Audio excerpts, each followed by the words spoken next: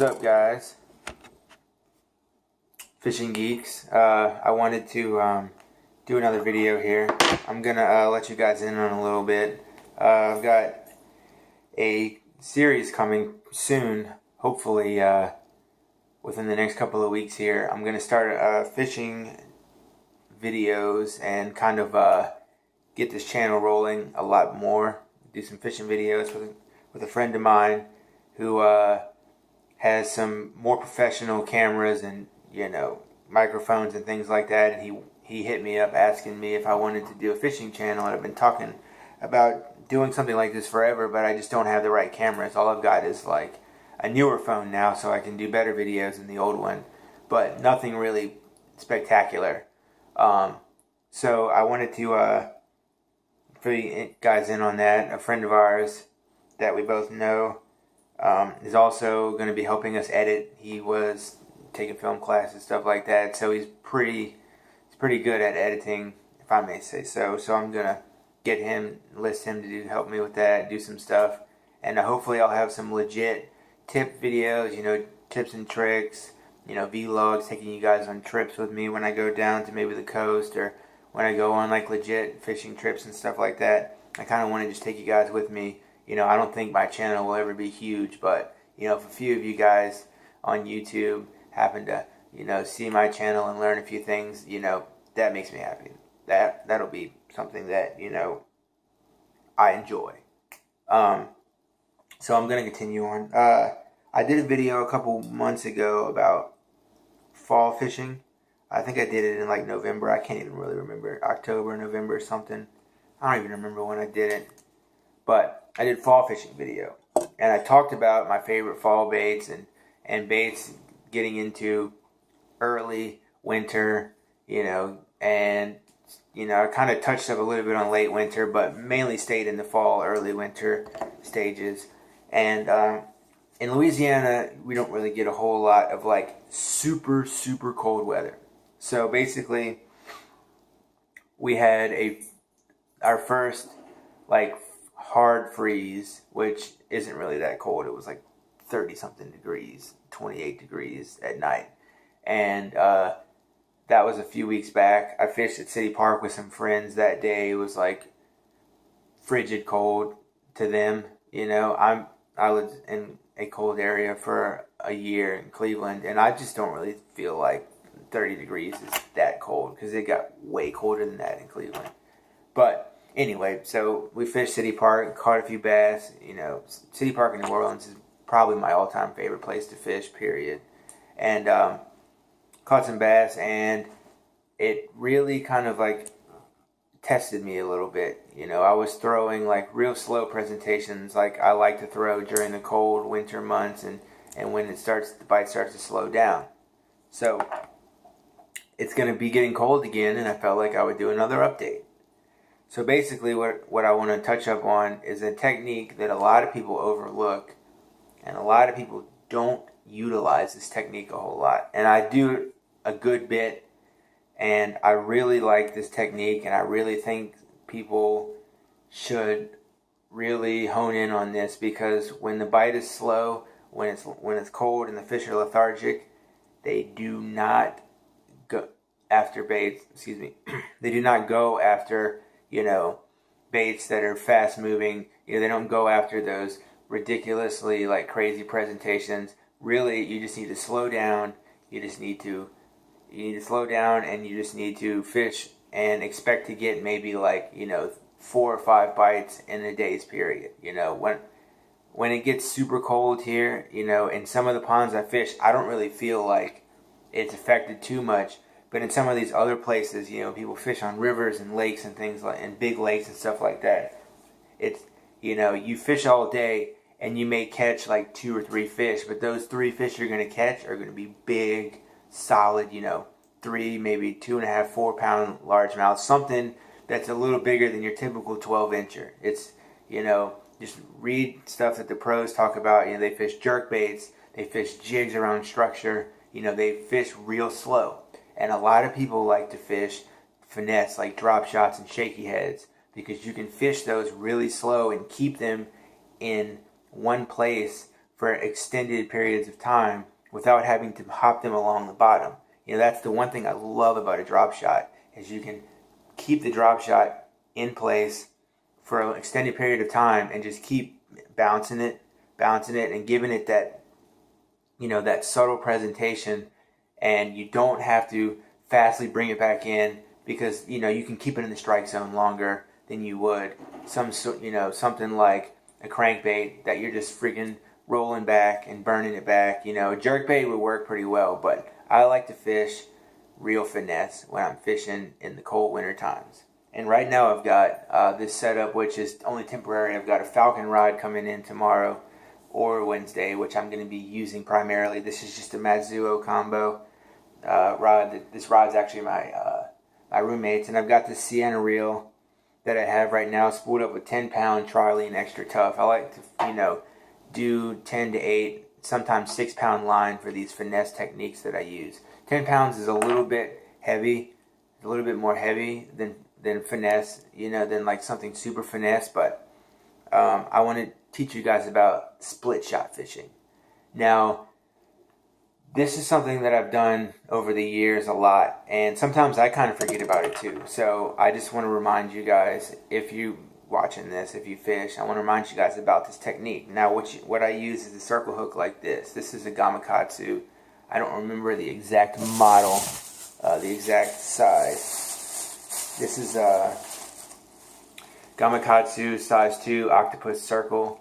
This is a great hook for drop shots, for even live bait. If you get something bigger, a bigger size than this is a good thing you can use in saltwater fishing for, rigging live shrimp, or like, kakaho minnows, whatever you call them, bull minnows, whatever you want to call them, and then you get some split shot. I got split shot from Academy today, normally you don't get the ones with the little tabs on the end that can help you open them out, because that'll probably catch up a lot of grass and stuff like that.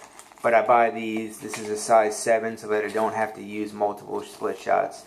But I use this right here. So, this is a great split shot. Eagle Claw makes great tackle, hooks, everything at low prices. You don't have to go really all out for this. When I talk to people about finesse fishing, drop shots, shaky heads and stuff, I don't typically use the best tackle, or the best setups.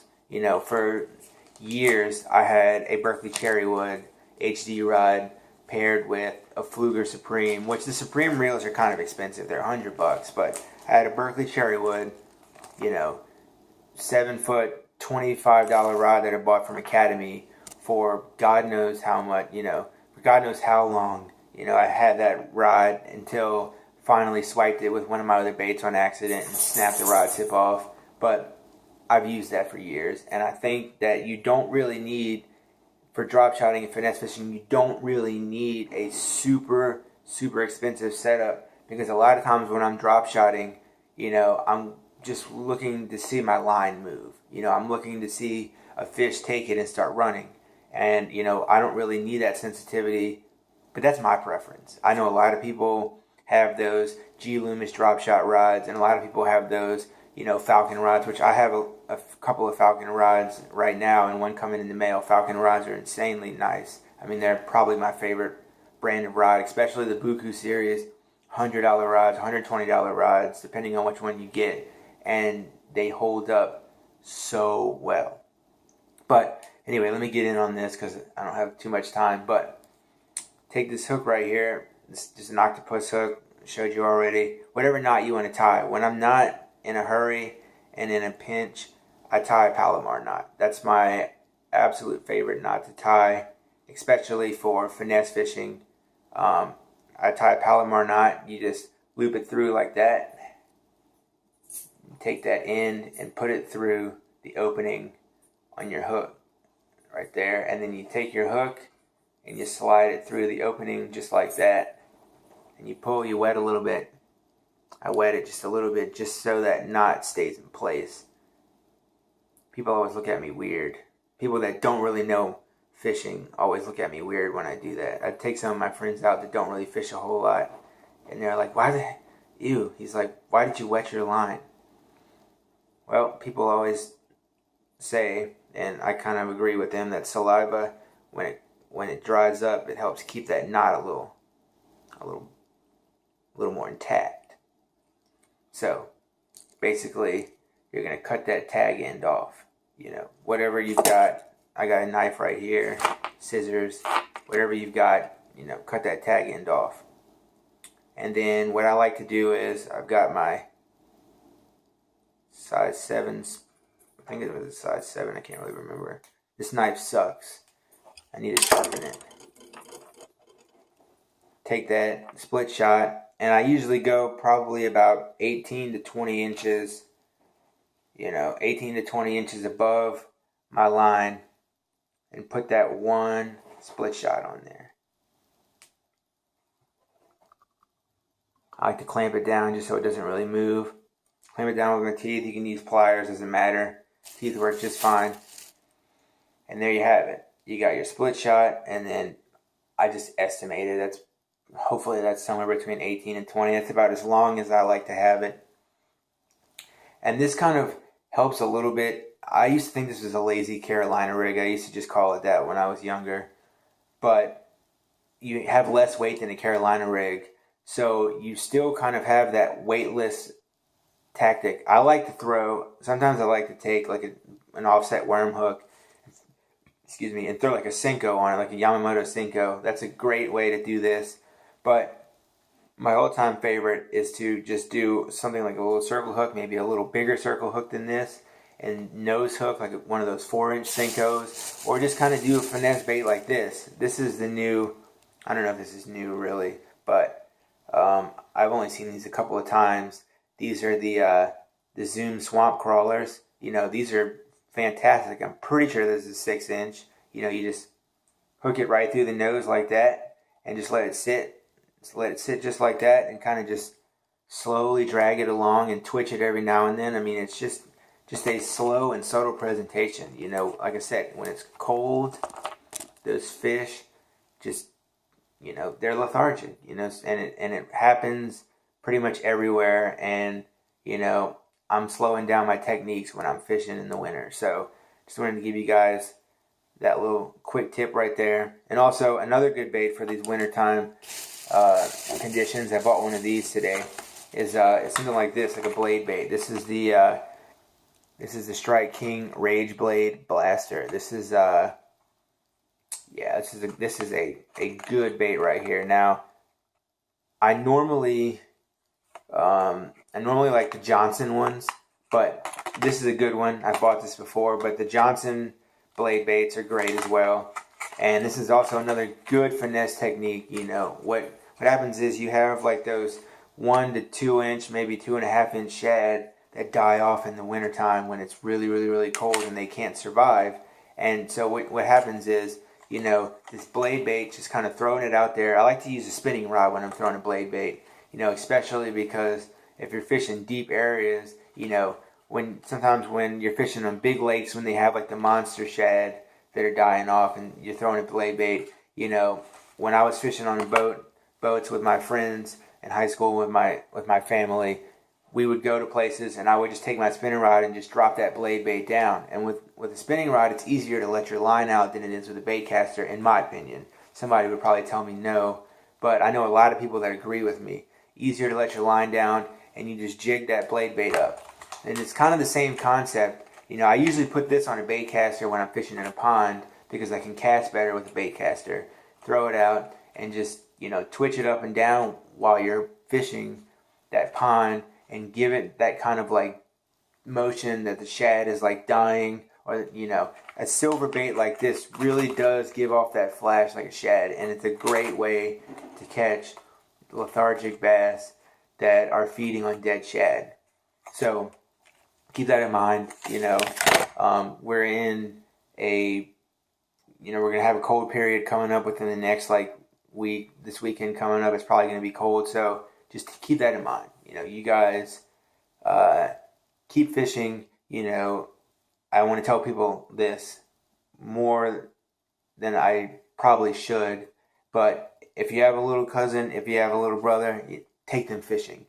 please take them fishing. The youth and the younger generation are the ones that will keep this whole sport alive, whether you sport fish or whether you tournament fish or whether you just want to go fishing because you think it's great and you just want to bring home food.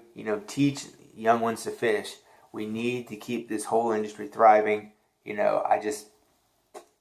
I think it's a wonderful thing when I see, somebody who's either a father or an older brother taking a little kid, their son or their little brother fishing. I think it's great, and I think you guys should too.